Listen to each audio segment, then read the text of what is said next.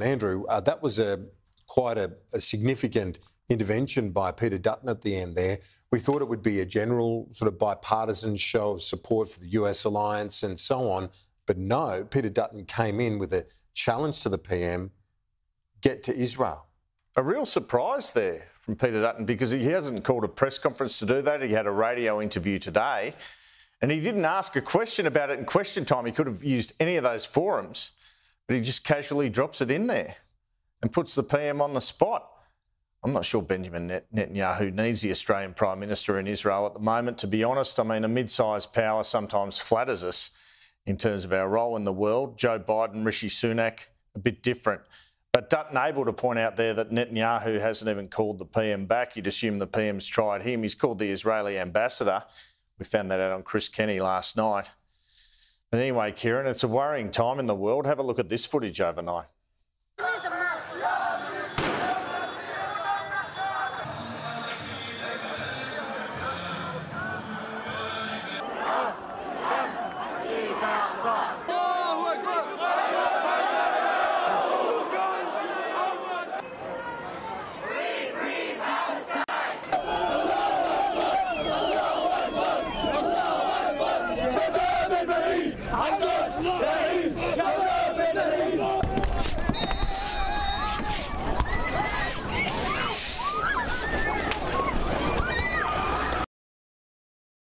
The ASIO Director General Mike Burgess has warned this week of the concerns of inflaming tension over the Middle East during the week here at home.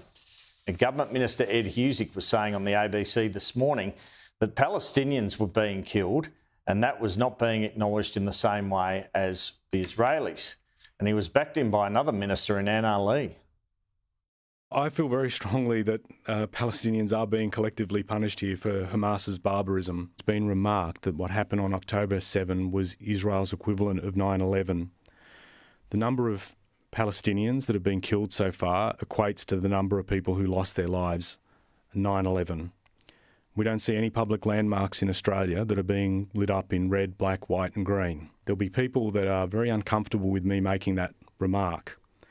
But it goes to the heart of what Palestinians and those who care for them in Australia, this goes to the heart of what they think, which is that Palestinian lives are considered lesser than.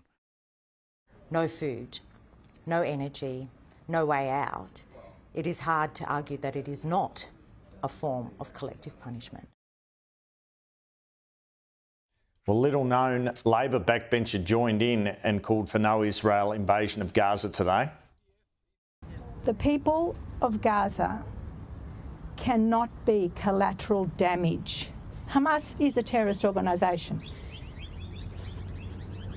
But there is no justification whatsoever under any rules of war or anything that will allow a civilian population to square off against an army. So IDF is a terrorist organisation as well? It is an army. Can I just say that we stand with the people of Gaza. So today I want to call on the international community, on the Australian government, to call for an end and to also call on Israel to halt its invasion of Gaza.